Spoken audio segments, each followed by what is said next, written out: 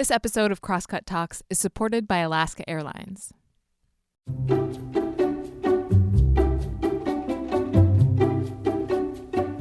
Hey, welcome to Crosscut Talks. I'm Mark Baumgarten, the managing editor at Crosscut. And this week we're talking about a moment in American politics that many were not expecting. An opportunity to turn the country in a new direction when it comes to climate change.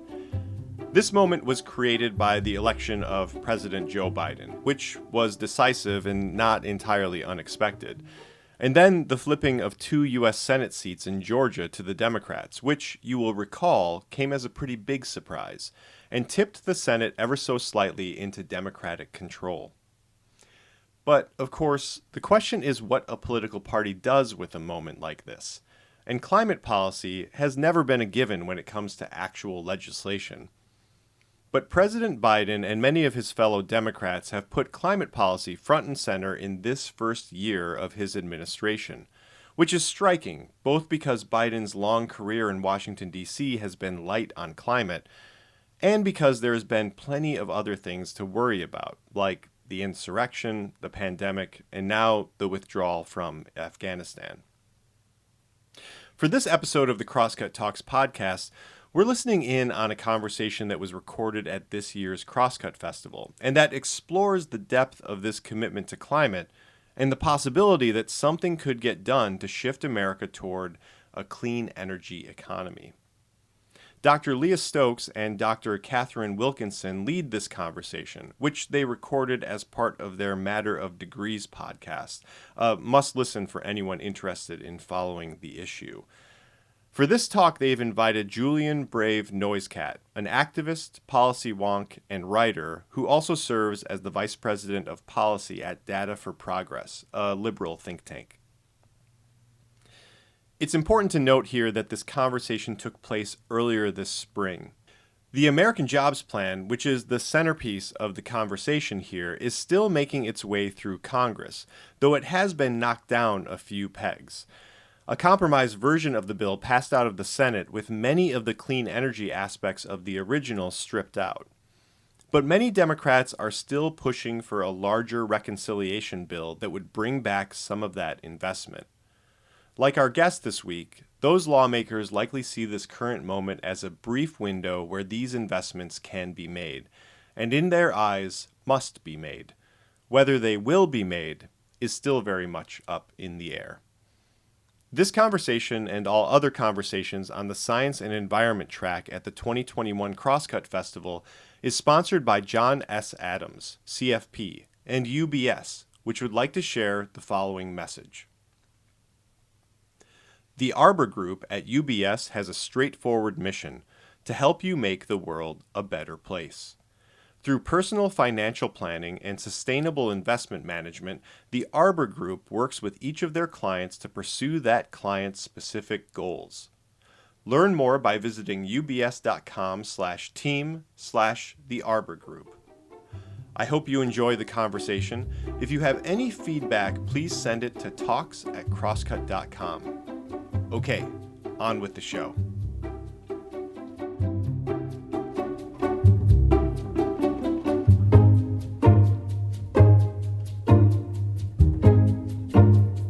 So welcome, Julian. It's so great to have you back on our show.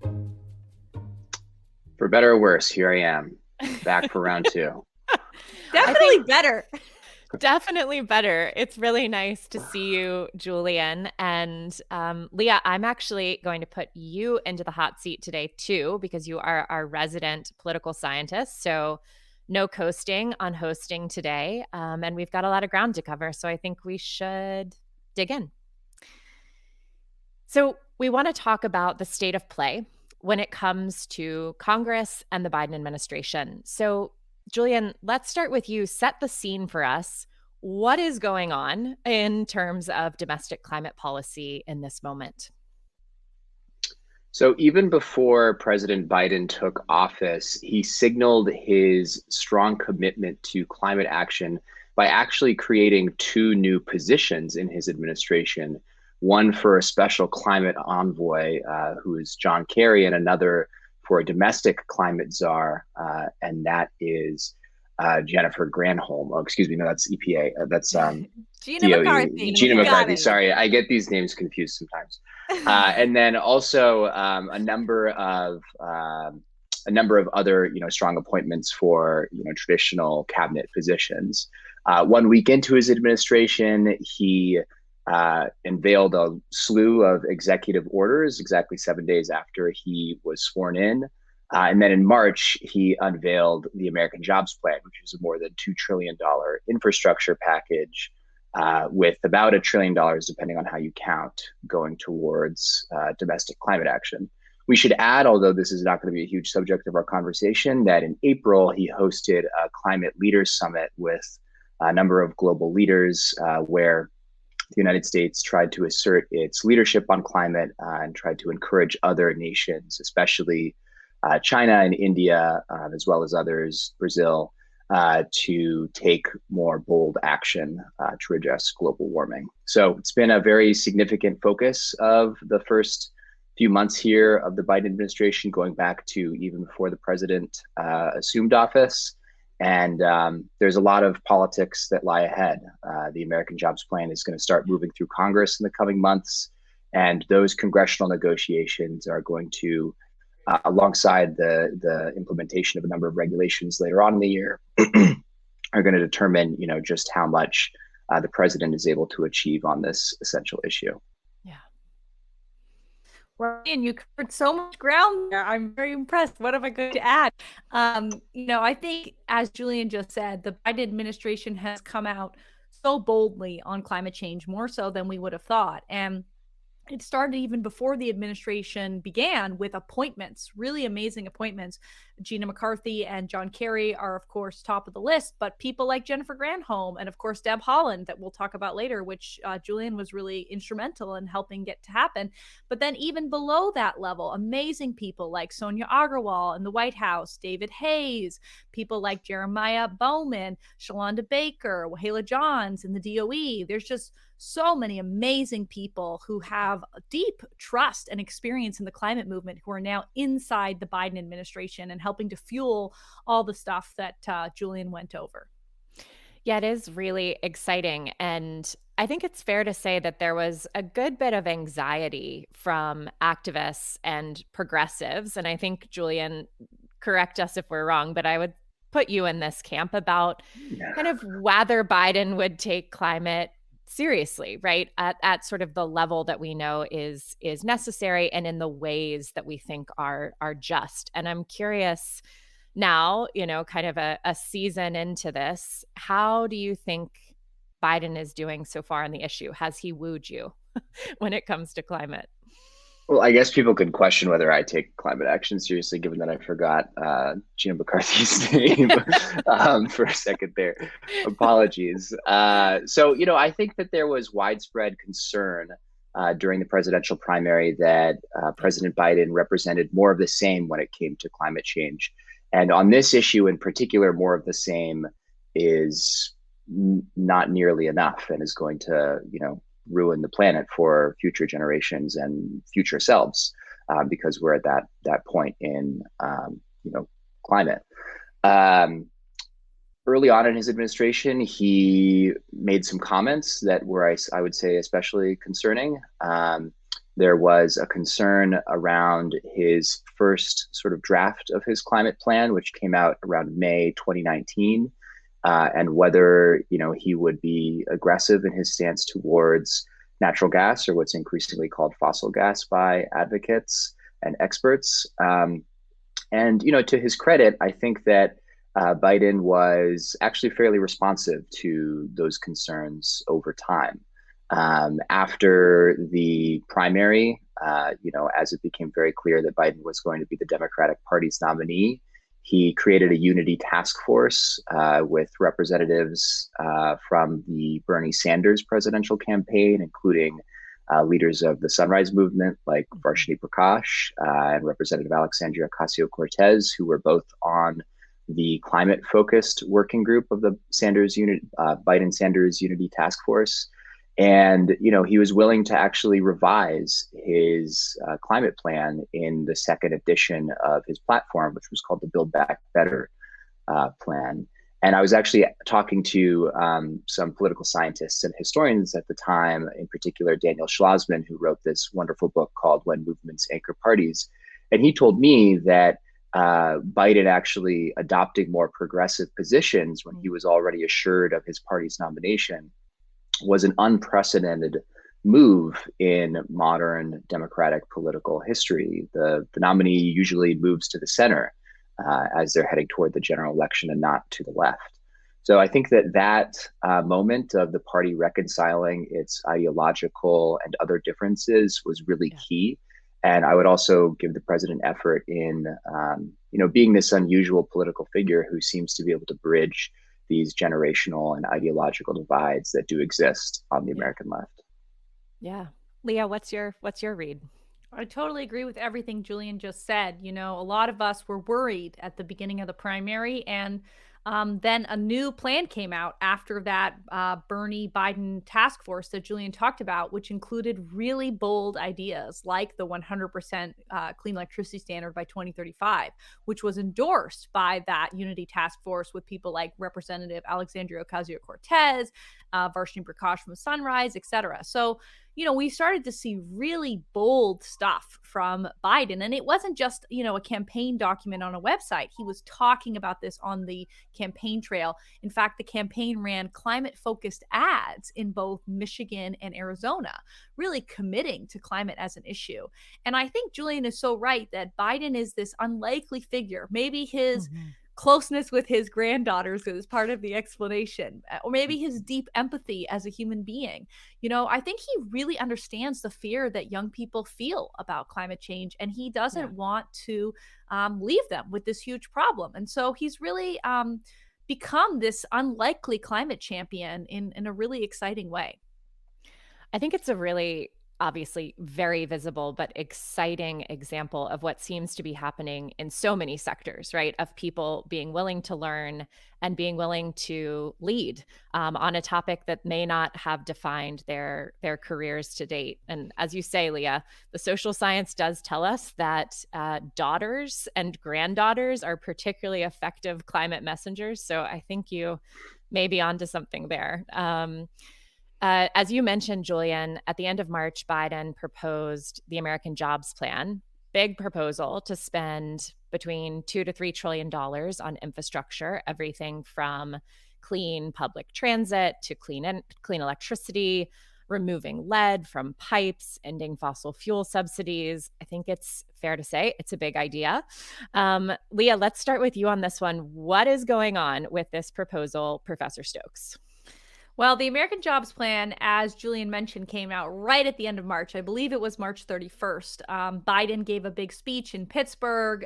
They sort of laid out their plans. It's a really bold idea to invest in infrastructure and invest in the clean energy transition. And a lot of the framing that the Biden administration has been focusing on is jobs. And actually, Julian's been out there, and I very much agree with him, saying that we should make climate change about benefits, about jobs, about good things, not just about sort of pain and suffering and sacrifice. And that's really the political theory behind the way they've been talking about this plan. And I think it's really smart.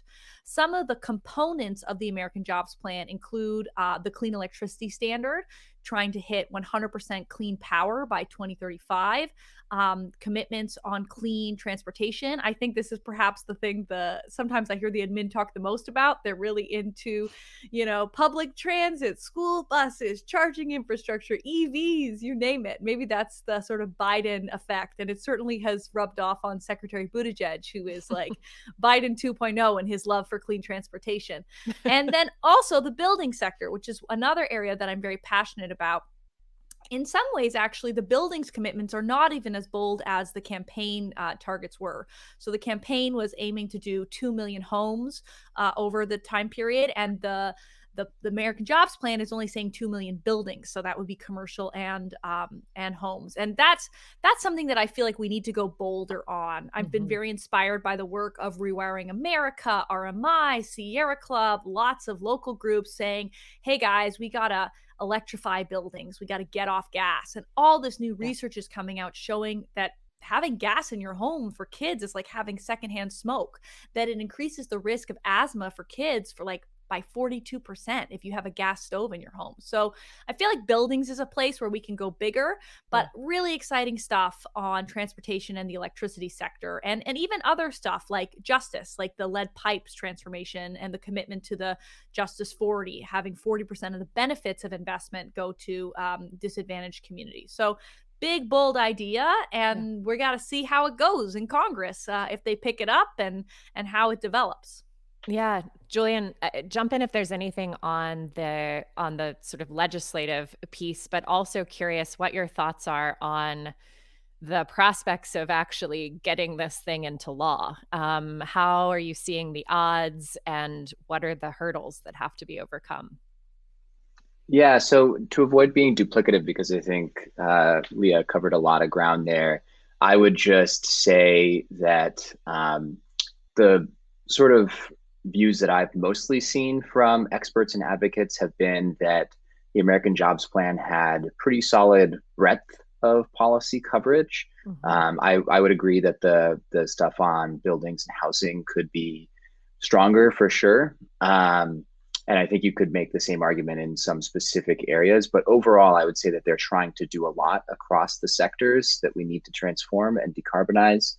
And that they are also trying to incorporate a lot of pieces of equity and justice. So we just mentioned the Justice 40 initiative, which would dedicate 40% of the benefits of the jobs plan to communities on the front lines of poverty and pollution.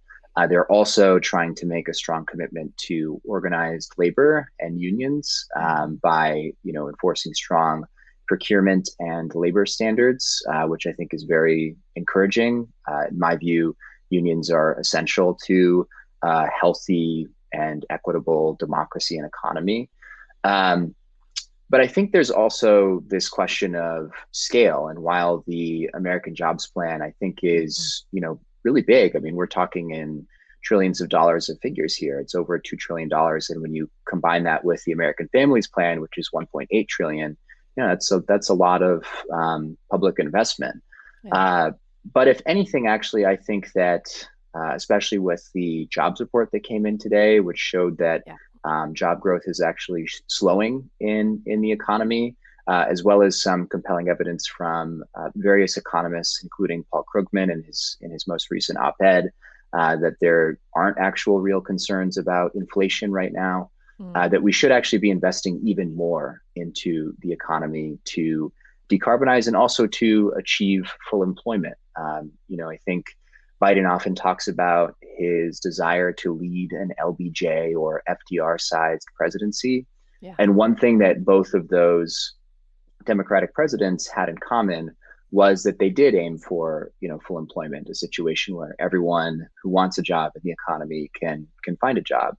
And that's not just a good thing because it's good for people to have work and the benefits that come with work, but also because it rebalances the power between, the managers and owners of capital and the labor market, and gives workers more bargaining power. And there's a compelling study from the Political Economic Research Institute at the University of Massachusetts Amherst that suggests that to take on decarbonization and to move the economy to full employment, we should be investing something on the scale of $1 trillion per year over 10 years or $10 trillion over 10 years. So I would say that there's going to be a lot of back and forth between the different ideological camps, between moderates and progressives, especially over the coming months, about the American Jobs Plan. And one of the core things is going to be on the scale and scope of the investments, with progressives saying that we need to go bigger and bolder, perhaps even bigger and bolder than what the president has put forward. Leah. Yeah, for my own, I think that's so right, Julian. The challenge with me and Julian on this podcast is we really agree with each other on all these things. I know the tension here, guys, the dramatic tension. Oh, I can't believe he said that. But I think too that, this is the best opportunity we have had in a decade to do climate policy. It's the best opportunity we've had to do comprehensive climate legislation, since Waxman Markey. And it's way bigger and bolder than even that package was. And so I'm really hopeful about this bill passing. I think it's so great strategically that the Biden administration has put it on the top of the agenda. We're not in year two, bottom of the ninth kind of thing here. We're saying, hey, this is the agenda before we get to, let's say, the fall of this year to pass a climate bill.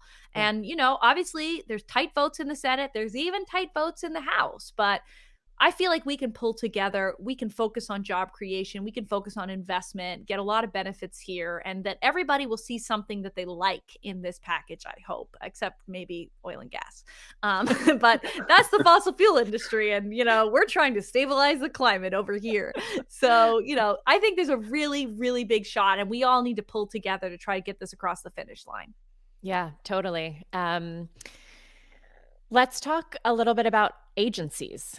Julian, as Leah mentioned at the top, you were a huge proponent of Deb Haaland's appointment to head up the Department of Interior. And it's early days, obviously, but curious how you think things are going. What does she need to get done, and what can she get done, recognizing that she is a visionary working in, a little bit of a dinosaur of an institution, I think it's fair to say.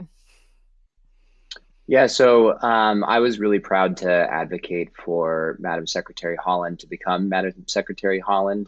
She was formerly the Congresswoman from New Mexico and is a citizen of the Laguna Pueblo. And as a Native woman, is actually the first Native American to ever serve in the United States cabinet, which is just, a remarkable achievement. And I think speaks firstly to just how incredible of a leader and politician she is, because, the truth of the matter is that she was not, a sort of insider who was tight with the president and his camp. She was only elected to the Congress in 2018, and, she just didn't have those relationships and connections. And I think that's where a bit of wish casting and organizing and just a really compelling story came in and elevated her to become, sort of an outside candidate for what is a really significant role. And as a journalist and activist, I, helped sort of drum up support in the press and social media and among sort of networks of environmentalists and progressives and tribal leaders and such. And I think that part is also really key to getting her into that role. And I think to me, that's really encouraging because it suggests that, with a good idea and some hard work and some organizing, good things really can happen through the political process, which all too often feels, like an impossible nut to crack in so many ways and just such an unjust system. Yeah. The Interior Department is an enormous, sprawling bureaucracy. It manages a fifth of the nation's landmass, huge reserves of natural resources, as well as the nation-to-nation relationship with the 574 federally recognized tribes across the country. Yeah. And, it has also been deeply implicated in the colonization and attempted assimilation of First Peoples throughout its history. So in the late 1800s, it implemented the Dawes Act, which was a policy to privatize and essentially alienate tribal lands that were held collectively. It helped to further the mission of boarding schools where Native children were taken away to and forced into assimilation, where they were often abused and beaten for speaking their languages and maintaining their cultures. And into the 20th century, it also, played a significant role in the era of termination, which was a stated policy of just that, terminating tribal nations. And that's a lot of history to come up against if you're Secretary Haaland. And I think that expectations for her are going to be incredibly high. But I think also, these kinds of things don't change overnight. That kind of a ship can't turn 90 degrees in a few months. But I think there are some encouraging signs already. So, for example, actually just today, the Department of Interior, along with USDA, Department of Commerce, and CEQ, that's the Council of Environmental Quality, released a report sort of outlining how the United States would start to achieve this goal of conserving 30% of its lands and waters by 2030. This was one of the many commitments President Biden made among those executive orders he signed just a week into his presidency. And among the core principles that that report identified was upholding tribal sovereignty and pursuing indigenous-led conservation. So essentially starting to return lands and waters and resources to native control as part of a broader environmental strategy. So I'm really hopeful that those kinds of policies will continue to be pursued, and that Secretary Haaland's path-breaking leadership will also mean some pretty significant meaningful change for tribal nations and for everybody. Yeah. I have to say, I just think it's incredibly courageous to take on leadership of a department with that much really horrifying history, and also just ways of doing things that are certainly not in alignment with a just and livable future, and to be willing to step in and try to do that kind of healing and change work that is hard on a good day and really hard in a sprawling bureaucracy. Leah, I would be remiss if we didn't touch on the Department of Energy, which of course is playing a huge role as well in the administration's climate work. What's your read on what's happening over there? Yeah, so similarly, I think President Biden went with a pretty bold leader in former Governor Jennifer Granholm. Secretary Granholm is a really big champion of clean energy. She is a Energizer bunny, so to speak. She has endless energy and enthusiasm. I feel like in some ways we are similar in that regard. She's just enthusiastic at all levels, at all times. So I feel like she's going to really bring a lot of energy to the topic, so to speak. Ching. Yeah. And you know what I mean if you've ever seen her speak. So, and I think from her on down, there have been amazing decisions made. So I mentioned earlier a bunch of people at DOE. So people like Shalonda Baker have been brought in to sort of lead a new initiative on energy justice and environmental justice in the DOE. Wahala Johns, too, working on some of the issues that she was working on outside of government, now doing that inside. People like Jeremiah Bowman, who is a longtime politico, so to speak, who is on the inside working for clean energy, great outcomes. I have a lot of friends doing stuff like transmission, trying to get rid of the rollbacks under the Trump administration. I think that the political appointments have been rock solid across the board at DOE. Amy Whitteman just got announced actually to be going in there to be doing intergovernmental affairs. So really fantastic climate leaders who understand the challenge ahead of us. And I think that the agency is very oriented towards the Biden administration priorities. So things like, how can we get a clean electricity standard passed this year? And Secretary Granholm has actually made comments that she thinks we can do it even through budget reconciliation, which is really important because we cannot seem to find Republicans to support a clean electricity standard despite years of effort.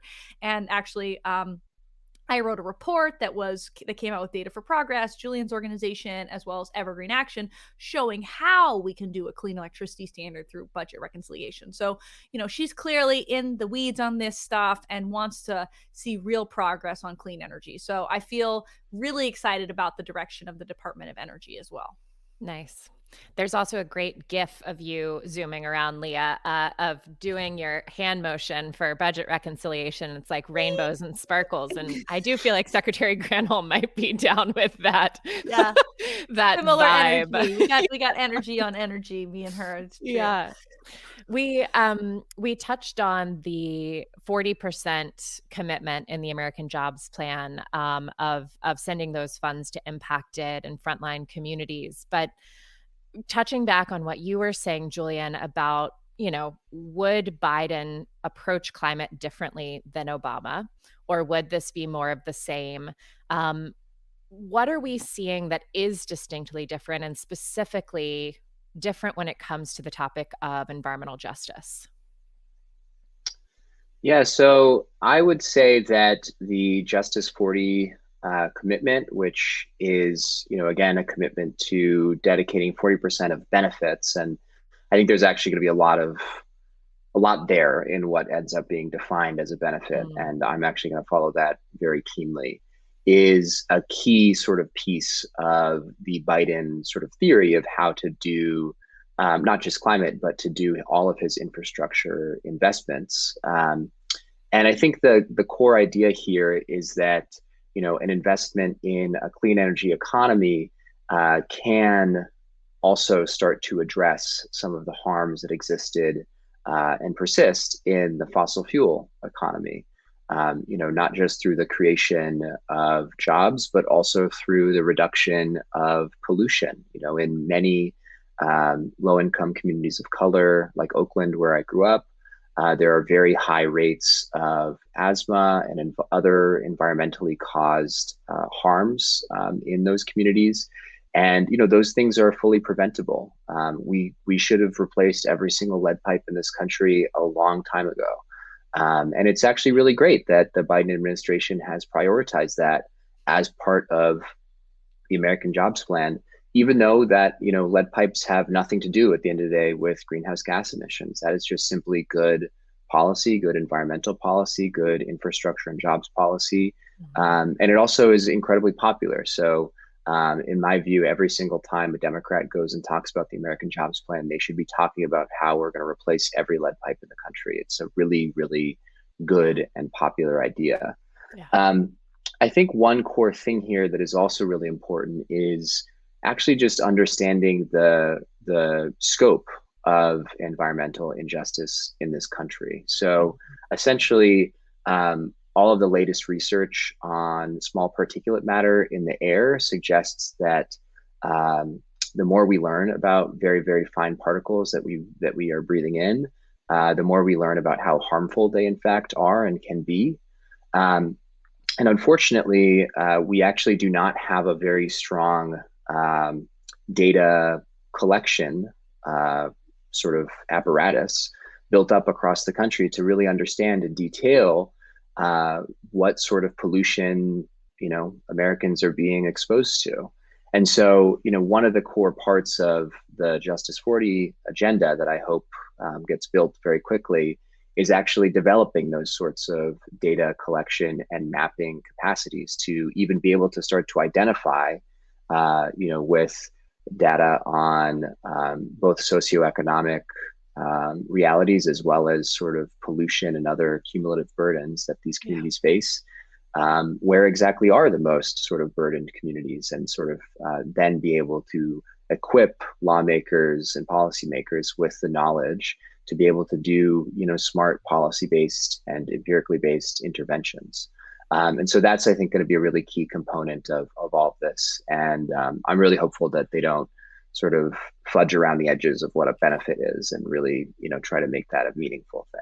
Yeah, that's a really critical distinction, and I'm glad you flagged it, Julian. I'm glad to know you'll be tracking that and keeping a spotlight on that as things go forward. Just a quick reminder to everyone who's watching live that we're going to be taking some of your questions soon. So if you have questions, and I suspect you do, throw those into the chat and we'll get to them in a minute. We're going to close out our time, just the three of us, with one of the things we have become kind of keen on doing, which is a sort of rapid fire closing, a little energy as we transition into some audience Q&A. So we'll go from Leah to Julian, and I'll just keep these coming. So Leah, give us one word to summarize the state of U.S. climate policy at this moment. Potential. Going with potential. Julian? Encouraging. Nice. What is the number one thing you want to see in the American Jobs Plan beyond better aspirations around buildings? Leah? The clean electricity standard, obviously. If we get 80% clean power by 2030, we'll cut carbon dioxide 86%, sulfur dioxide 93%, nitrous oxide 76% from the power sector. Transformative policy, double clean power in 10 years. I mean, clean electricity standard. So excited about it. Coming in hot with the numbers. Julian, what about you? The number one thing. I'm actually going to second Leah on this one. I think that the clean electricity standard is essential. There is so much carrot in the American Jobs Plan with incentives and investments. I think we do need that stick, though, and the clean electricity standard is a core one for the power sector. Nice. Leah, the number one executive action you'd like to see still to come this year? I'd like to see some tightening of various power sector things. So things like the mercury toxic standard, rules around coal pollution, coal ash, coal waste, those kinds of things. Because that's another way that we can get into the power sector through the regulations. Nice. What about you, Julian? I think that methane regulations on methane leakage are really important. The more that we learn about methane in the air and trace it back to natural gas or fossil gas, the more we should be concerned about that phenomenon. And I think there's also other ways that we can start regulating fracking, as well as Leah was bringing up earlier, indoor air pollution, both of which are really essential. Absolutely. Great answer, Julian. I love it. In a slightly different mode, give us a song that you're listening to right now that's pumping you up for climate. Leah Stokes. Trying to remain optimistic. The pathway to the legislation passing is treacherous. And so Good as Hell by Lizzo has got to be my soundtrack right now. Keep me going. I love it. What about you, Julian? Rough Riders Anthem, rest in peace, DMX. Yeah. Nice. Oh, very cool. I'm seeing a Spotify playlist possibly in the future here. And what about some lines of poetry or other wisdom that's guiding you and keeping you grounded?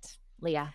Well, I love Mary Oliver. I'm sure you do too, Katharine. And there's a line of her poem, which is, "May I be a tiny nail in the house of this universe, tiny but useful." And I always try to orient myself towards how can I make a difference? How can I make a difference in this world? Beautiful. Julian? I'm rereading N. Scott Momaday's first novel, Housemaid of Dawn, which is not poetry, but it actually started as a collection of poems, became a collection of stories, and then ended up becoming a novel. So it's a very lyrical book. Beautiful.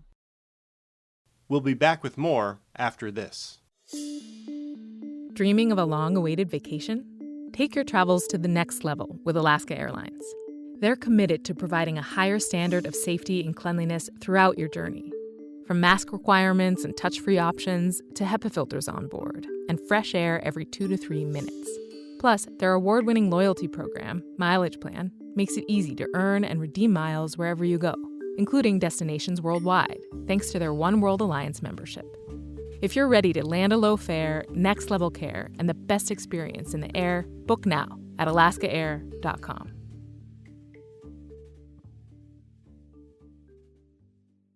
Thank you all so much. And we're going to turn to some of the audience questions before we run out of time. So the first one we've got, has the pandemic, which has exposed so many social justice and environmental fault lines in this country, made action on climate change more or less achievable? Maybe I'll go first. I think some people thought that the pandemic was how we were going to solve climate change. Like we were all going to live in our houses alone, never go anywhere. And that is not how we're going to solve climate change. We're going to decouple pollution from our economy. We're not going to shut down our economy. So I just want to clarify that this is not the same thing as climate action. But, the sad thing about all this huge economic fallout from all the massive death across this country, overwhelmingly in communities of color. The thing is that we have an economic crisis. And so how do we solve that problem? I think that Biden is right, that the way we solve that problem is by doing clean energy jobs, by investing in our economy. And so this does provide an opportunity to say, how do we want to build back, as Biden would say? We want to build back clean, right? We want to build back better. And so that's the way in which we have this opportunity to really invest in our economy. Julian, you want to add anything? Yeah, I would say that the pandemic has revealed sort of the poverty of free market approaches to trade and supply chains. So, in the early days of the pandemic, we had shortages of PPE. It was hard to get masks and things like that. And, one of the core sort of ways of looking at climate policy is as essentially a supply chain issue, is essentially as an industrial policy issue. And I think one of the core um, philosophical and economic sort of shifts underlying Bidenomics, if you want to call it that, is this orientation towards industrial policy and away from quote unquote neoliberalism, to really say that we need to be focusing on, making more resilient and robust industries, particularly here in the United States, which, will help us in the next pandemic and will also make sure that we have enough semiconductors and, can build electric vehicles in places like Michigan and Wisconsin and Ohio and stuff like that. Yeah, that makes a ton of sense. This one's a little more philosophical. Is the slowness of democracy antithetical to real on-time fixes to climate issues? Political scientist has to take that one first. Yeah. I didn't know if that was like, ooh, I'm going to jump in, or like, ooh, wow, ooh, this is a tough one. I think that was the latter. I don't think so. I think democracy is challenging, but it's kind of the system we have, and it's better than the alternative. Sometimes people live in this fantasy that if we were in sort of a fascist country or an authoritarian country, we could just impose climate action. But I don't think that's realistic. I don't think that is actually a pathway to a greener world personally. So I believe in democracy. I believe in the process.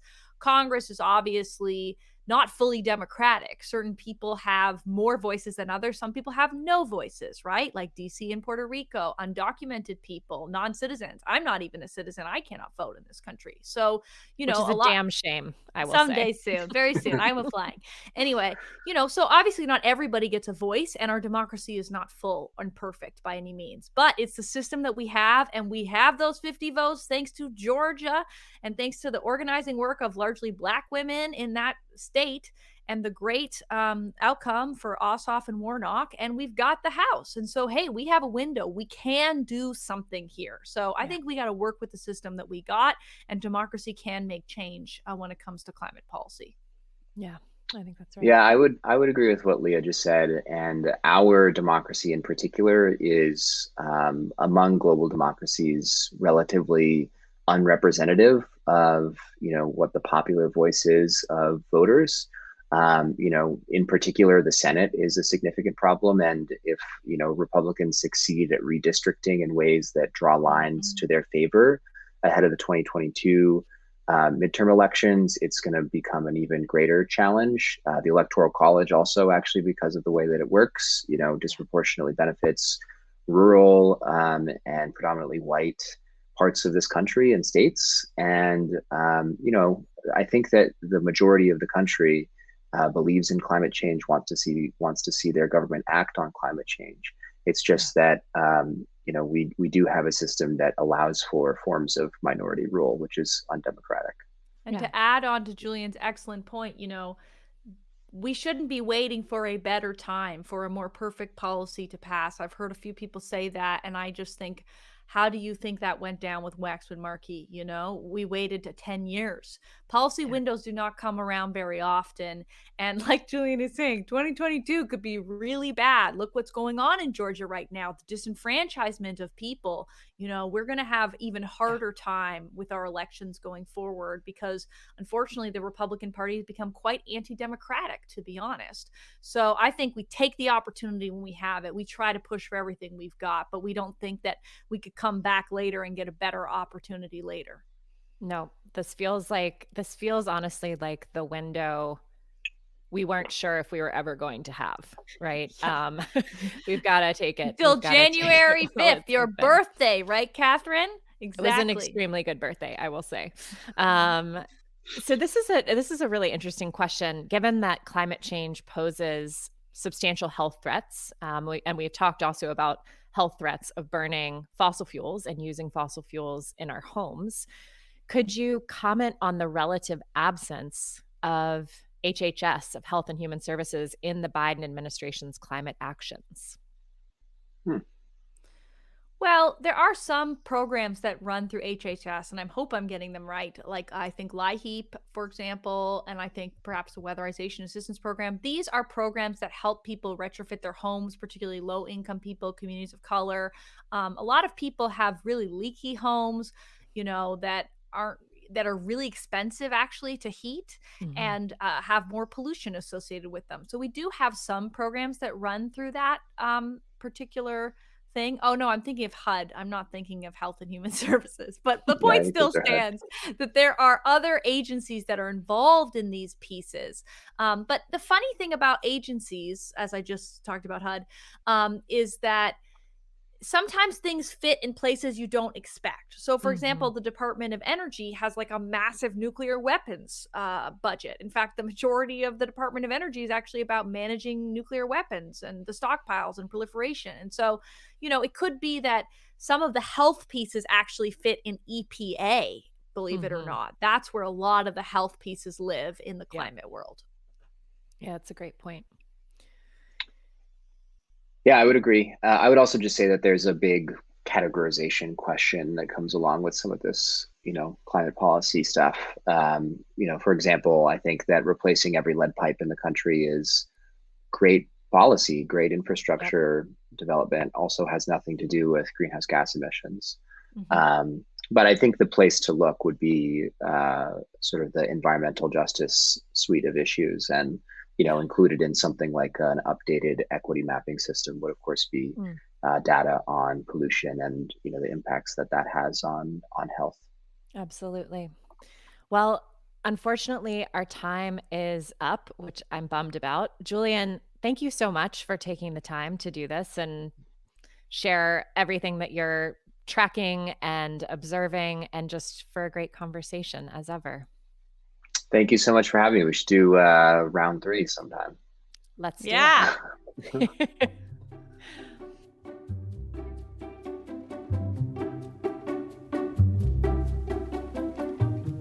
And that's it for this week's episode. Thanks to Julian and Drs. Stokes and Wilkinson for the talk. And thanks also to the folks in the audience who asked questions. If you'd like to be one of those audience members for a future Crosscut event, go to crosscut.com/events. This episode of Crosscut Talks was engineered by Seth Halloran. The live recording was engineered by Resty Bacall and Victoria Ralph, and the event was produced by Jake Newman and Andrea O'Meara. Ann Krisnovich and Mo Klaub managed our audience engagement. If you'd like to subscribe to Crosscut Talks, you can do just that on Apple Podcasts, Spotify, Stitcher, or wherever you listen. For the latest political, environmental, and culture news from the Pacific Northwest, visit crosscut.com. And if you would like to support the work that we do at Crosscut, whether it's the live events we host every month or the in-depth reporting we deliver every day, go to crosscut.com/donate. Crosscut Talks is a product of Cascade Public Media. I'm Mark Baumgarten. We'll be back soon with another conversation.